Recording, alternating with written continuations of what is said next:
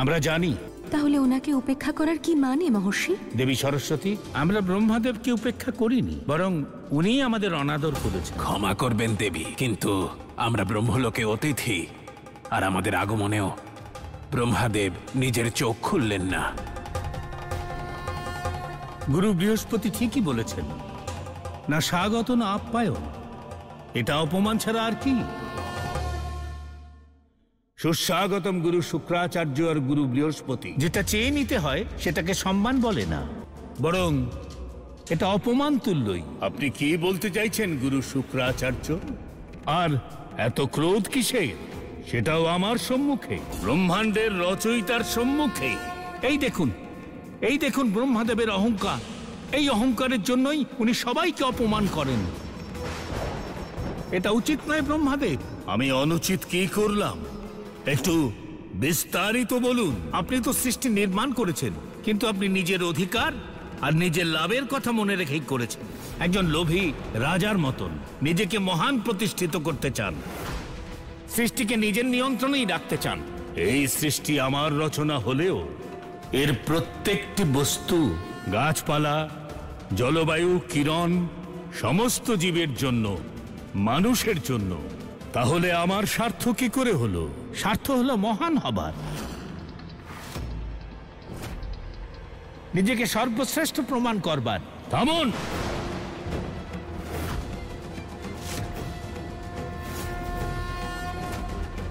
আজ আপনারা দুজন আপনাদের সম্পূর্ণ মর্যাদা পার করে ফেলেছেন। এই ধৃষ্টতার জন্য আপনারা দুজন দণ্ডপ্রাপ্ত হবেন।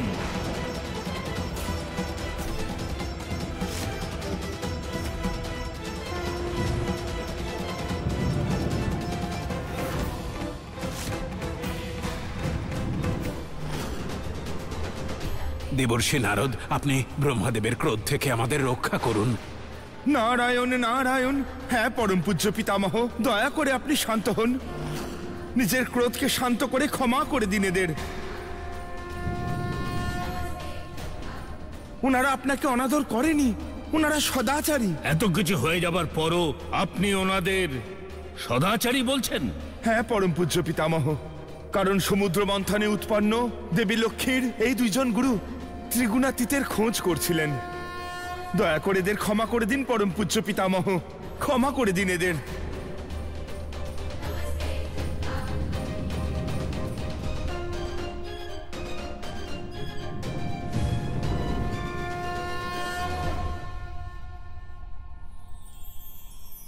তাহলে আপনারা দুজন আমার পরীক্ষা নিচ্ছিলেন? ক্ষমা করবেন ব্রহ্মাদেব, কিন্তু দেবী লক্ষ্মীর জন্য আমরা এটা করেছি। যদি আপনারা দুজন আমাকে আগে জিজ্ঞেস করতেন, তাহলে আমি আপনাদের বলে দিতাম যে আমি সৃষ্টির কর্তা, যে আমার মধ্যে রাজকীয় ব্যবহার স্বাভাবিক,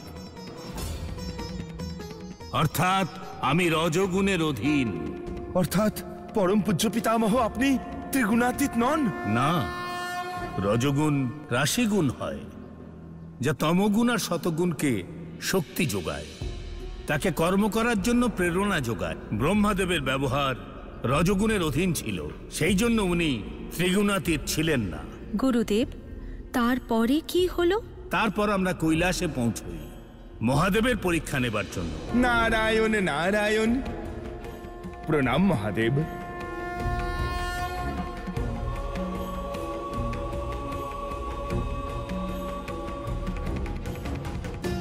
এই দেখুন, মহাদেব ধ্যানে মগ্ন, আর ওখানে সৃষ্টির বিকাশ আটকে আছে।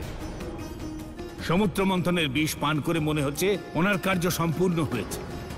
উনি সদাই ধ্যানে লীন থাকেন, যাতে অন্য কাজ করতে না হয়। উনি কোনো দেবাদিদেব মহাদেব নন দেবর্ষি, বরং অহংকার আর ক্রোধে লিপ্ত এক তপস্বী মাত্র।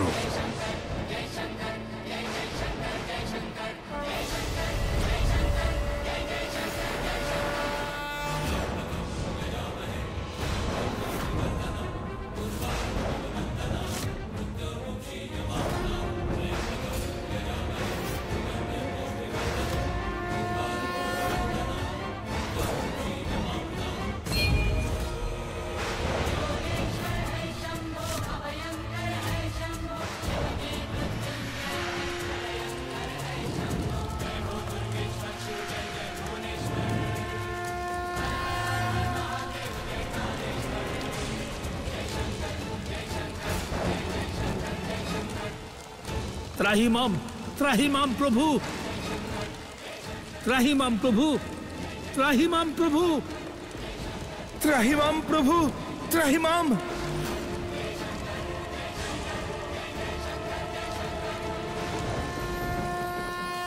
প্রণাম পিতামহ।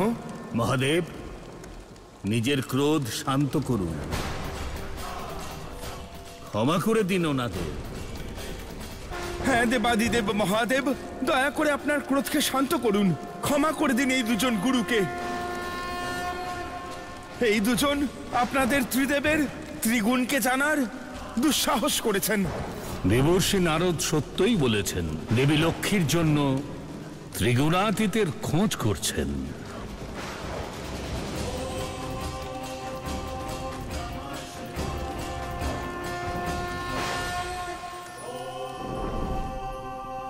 আমি নিজেই একজন তপস্বী, তাই প্রত্যেক তপস্বীর সম্মান করি। দেবগুরু বৃহস্পতি আর অসুরগুরু শুক্রাচার্যকে এই অগ্নি ভস্ম করতে পারবে না, বরং এটা ওনাদের পরীক্ষা ছিল।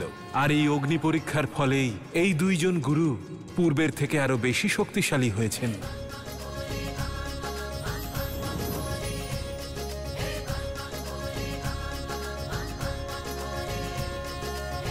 মহাদেব, আমরা যে খারাপ কথা বলেছি তার জন্য আমাদের ক্ষমা করে দিন। ক্ষমা করুন মহাদেব, আর আমাদের পথ দেখান। আমি ত্রিগুণাতীত নই, কারণ আমি সংহারের দেবতা। ক্রোধ আমার স্বভাব। মহাদেব, রজগুণ ব্রহ্মদেবের কাছে আছে আর তমগুণ আপনার কাছে, তাহলে ত্রিগুণাতীত কে? ত্রিগুণের অধিকারী ভগবান বিষ্ণু, অর্থাৎ শ্রী নারায়ণ। সমুদ্র মন্থন থেকে দেবী লক্ষ্মীর উৎপত্তি ওনার জন্যই হয়েছে, তাই আপনারা নারায়ণের কাছে যান। গুরুদেব, এই কাহিনী শুনে আমি বুঝতে পেরেছি যে নারায়ণী ত্রিগুণাতীত আর দেবী লক্ষ্মী ওনার সঙ্গে যাওয়ার কথাই বলেছিলেন। গুরুদেব, এসব কি ওনারই লীলা ছিল? হ্যাঁ দেবী সন্তোষী, এসব নারায়ণেরই লীলা।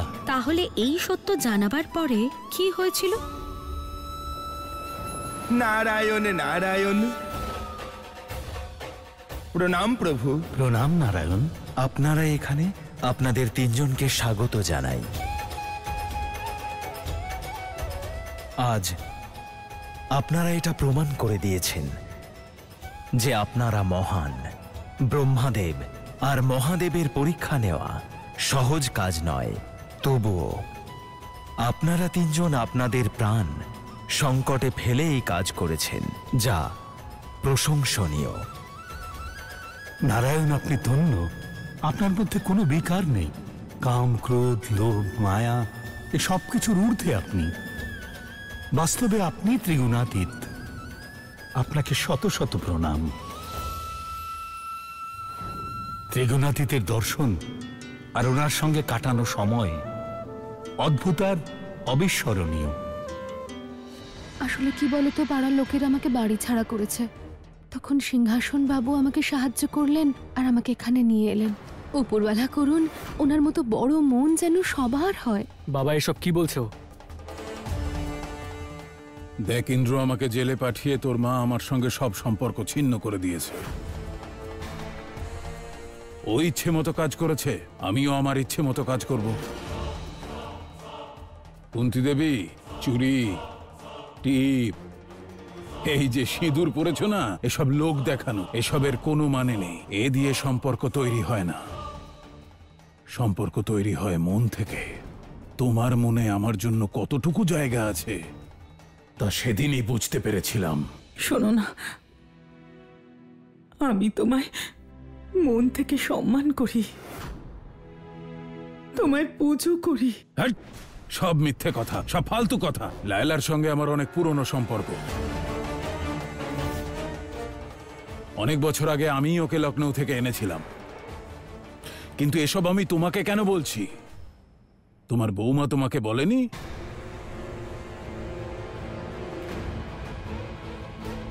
কিছু বছর আগে সিংহাসন সিংহের কথায় লায়লা লখনৌ থেকে যখন এখানে এসেছিল, সিংহাসন সিংহ এই বাড়ি দিয়েছিল আর বলেছিল যে আমার যাতায়াত থাকবে। সাথী, তুমি এটা জানতে?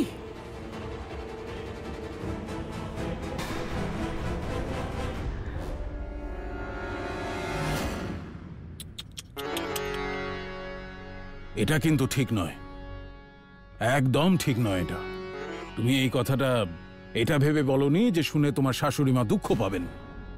শাশুড়ির দুঃখটা ঠিক বুঝতে পারলে, কিন্তু শ্বশুরের দুঃখটা তুমি বুঝলে না। সোজা গিয়ে ভিডিওটা দারোগাকে দিয়ে দিলে যাতে এ বাড়িতে তোমরা রাজত্ব করতে পারো। না বাবা, আপনি ভুল ভাবছেন, সেরকম কিছুই নয়। এই লায়লা আমাকে অনেক সাহায্য করেছে, আর শুধু আমাকে কেন, তোমাকেও অনেক সাহায্য করেছে। তোমার তো ওকে ধন্যবাদ জানানো উচিত যে ভিডিওটা তুমি পুলিশকে দিয়েছো সেটা ওই তুলেছিল।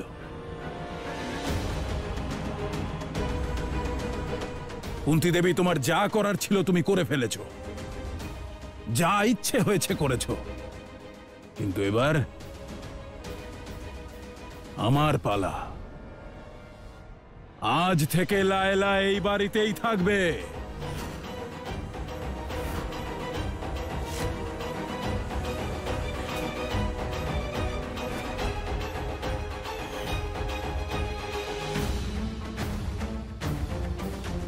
তাহলে এইভাবেই দেবী লক্ষ্মীর ত্রিগুণাতীতকে খুঁজে পেলেন আপনারা? হ্যাঁ, আর তারপরে সৌভাগ্য লাভ করলাম নারায়ণের দেবী লক্ষ্মীর বিবাহের সাক্ষী হবার।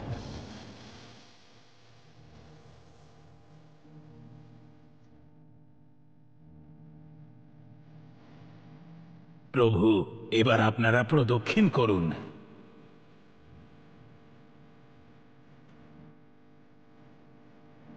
প্রভু শ্রী বিষ্ণুর জয়, মাতা লক্ষ্মীর জয়, প্রভু শ্রী বিষ্ণুর জয়, মাতা লক্ষ্মীর জয়। দেবী লক্ষ্মী, এখন আপনি ত্রিগুণাতীতের অর্ধাঙ্গিনী। সংসারকে সমুদ্র মন্থনের রহস্য বলুন। সমুদ্র মন্থন দ্বারা সিন্ধুপুত্রী রূপে আপনার উৎপত্তির অর্থ বলুন। মহাদেব, যেভাবে সমুদ্র মন্থনের দ্বারা বিষ আর অমৃত দুটোর একসাথে প্রাপ্তি ঘটেছে, সেভাবেই সৃষ্টির নির্মাণ করতে গিয়ে তারও মন্থন হবে। সুখ আর দুঃখ, ধর্ম অধর্ম, নীতি অনীতি, সদাচার এবং অনাচার, এই সব কিছু একসাথে উৎপন্ন হবে। মানুষের আচরণ নির্মাণের সঙ্গে সঙ্গেই তার মধ্যে পরিবর্তনও ঘটবে। আর তখন সৃষ্টির ভারসাম্য বজায় রাখার জন্য আমি স্বয়ং নারায়ণের সঙ্গে ধরিত্রীতে অবতীর্ণ হব। এইভাবেই ধর্মের সঙ্গে মানুষের ভারসাম্য বজায় থাকবে। আমাদের বিবাহ এই পৃথিবীর রচনার প্রতীক। তাহলে এই হলো ত্রিগুণাতীতের কাহিনী। গুরুদেব, আমি এখন প্রস্থান করছি। আমি জেনে গিয়েছি। আপনাকে অসংখ্য ধন্যবাদ। অনুমতি দিন। অসুর রানী পৌলমী, এখন পর্যন্ত আমি তোমাদের কাছে এর সারমর্ম ব্যক্ত করিনি।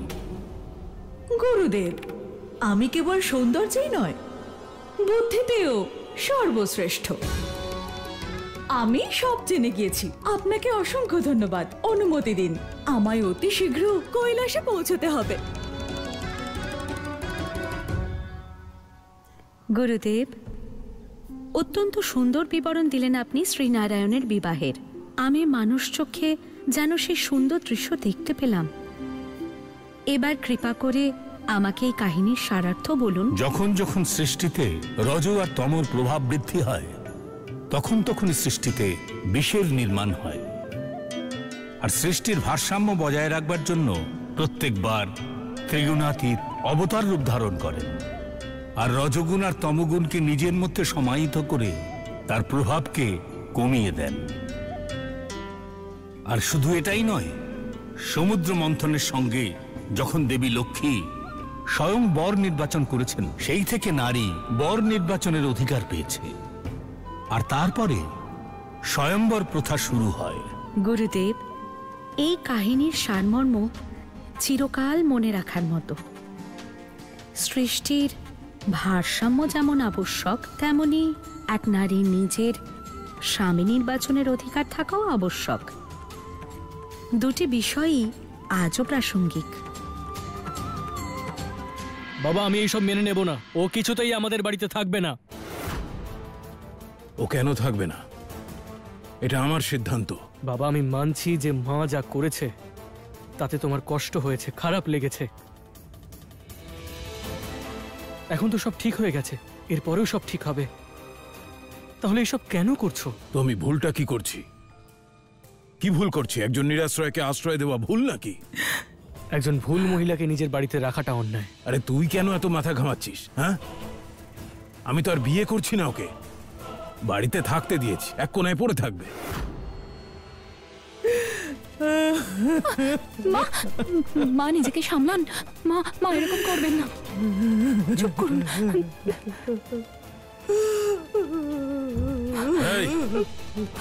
এই তোমার এই ন্যাকা কান্না বন্ধ করো। যত সব যা কিছু হচ্ছে সব তোমারই কর্মের ফল। বাবা, একবার ভাবো, তোমার ভরা পরিবার, দুটো ইয়ং ছেলে, একটা মেয়ে, বৌমারা আছে। ভালো লাগছে এইসব? ইন্দ্র, তুই একদম ঠিক বলেছিস, একদম ঠিক। কিন্তু আমারও কথার একটা দাম আছে। এনেছি যখন, কিছুদিন থাকতে দে বাড়িতে, পড়ে থাকবে এক কোনায়। থাক না সিংহাসন বাবু, আমার আশায় যখন আপনার বাড়িতে এত অশান্তি, আমি চলে যাচ্ছি এখান থেকে। এই দাঁড়াও তুমি, আমি এখনো এই বাড়ির মালিক। তুমি দাঁড়াও ওখানে, ও আমার ছেলে, ঠিক বুঝবে নিজের বাবাকে।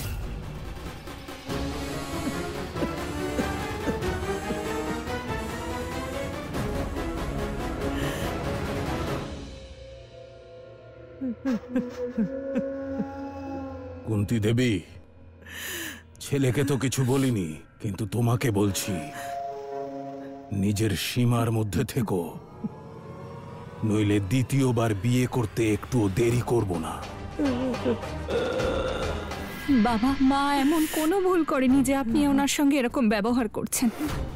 কিন্তু তবুও যদি আপনার মনে হয় যে অজান্তেই উনি কোনো ভুল করে ফেলেছেন, তাহলে মাকে ক্ষমা করে দিন। এই সব জানতা, শাশুড়ির হয়ে বেশি কথা বলতে এসো না। আর মনে রেখো, আমার অতিথির যেন কোনো অসুবিধা না হয়। আর হ্যাঁ, সন্ধেবেলায় আমরা ছাদে আসর বসাবো, তাই তার যেন সব ব্যবস্থা করে রাখা হয়। এবার চুপ করুন বাবা, আর কত কষ্ট দেবেন আপনি মাকে? উনি আপনার স্ত্রী, 30 বছরেরও পুরনো সম্পর্ক আপনাদের। আর সম্পর্ক এইভাবে কি ভাঙা যায়? সম্পর্ক থাকলে ও সেটা দেখাতো, কিন্তু ও দেখালো জেল।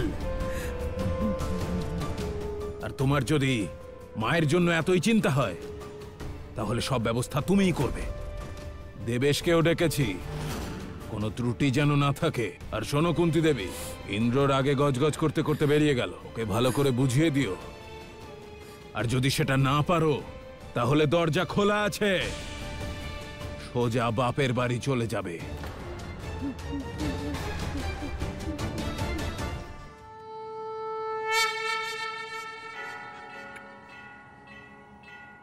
দেবী পার্বতী, অত্যন্ত সুন্দর আয়োজন করছেন আপনি মহাশিবরাত্রির। কেন করব না মহাদেব? আপনার অন্যান্য ভক্তদের মতো আমিও তো শিব ভক্ত, আর আপনার এবং আপনার ভক্তদের জন্য শিবরাত্রির থেকে পবিত্র দিন আর কি হতে পারে? প্রণাম মহাদেব। প্রণাম মাতা পার্বতী। আমি দুটি প্রশ্নের উত্তরই জেনে এসেছি। অসুরানী পৌলমী, আপনি কেবল একটি প্রশ্নের উত্তর প্রাপ্ত করেছেন, কিন্তু আরেকটি প্রশ্নের উত্তর জানতে আপনাকে ফিরে যেতে হবে। মহাদেব, এখন অসুরানী পৌলমী কোথায় যাবেন? কারণ গুরু শুক্রাচার্য তো নিজের শিষ্যা দেবী সন্তোষীর সঙ্গে আপনার দ্বিতীয় প্রশ্নের উত্তর খোঁজার জন্য সময়, যুগ আর কালের পিছনে গিয়েছেন, সৃষ্টির প্রারম্ভের দিকে গিয়েছেন। প্রণাম মহাদেব। প্রণাম দেবী পার্বতী। দেবরাজ ইন্দ্র আপনার স্ত্রীকে বোঝান যে উনি কি ভুল করেছেন, অসুর রানী, এ কি করলেন আপনি? পরীক্ষা মাঝপথে ছেড়ে আসার কি প্রয়োজন ছিল? গুরুদেব কাহিনী শেষ করেছিলেন আর আমি কাহিনীর সারাংশ জানতাম। কিছুই জানেন না আপনি, তাই আবার যান আর সময়ের মধ্যে পৌঁছানোর চেষ্টা করুন। কিন্তু আমি এত কঠিন পরিশ্রম করে এখানে এসে পৌঁছেছি, আমি শক্তিহীন, কি করে পৌঁছবো ওখানে? হে মহাদেব, আপনি অসুর রানী পৌলমীকে ক্ষমা করে কি কিছুক্ষণের জন্য ওনাকে ওনার শক্তি প্রদান করতে পারেন? সম্পূর্ণ পারি না, কিন্তু কিছু শক্তি অবশ্যই প্রদান করতে পারি।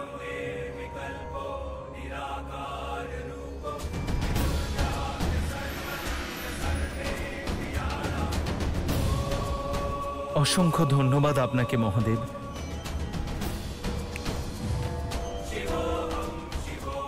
গুরুদেব, দেবী সন্তোষী,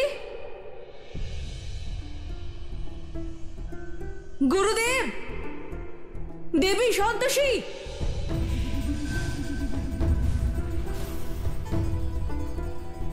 গুরুদেব কোথায় আপনি? আমাকে স্বয়ং মহাদেব পাঠিয়েছেন, কৃপা করে দর্শন দিন। গুরুদেব কোথায় আপনি? আমাকে স্বয়ং মহাদেব পাঠিয়েছেন, কৃপা করে দর্শন দিন।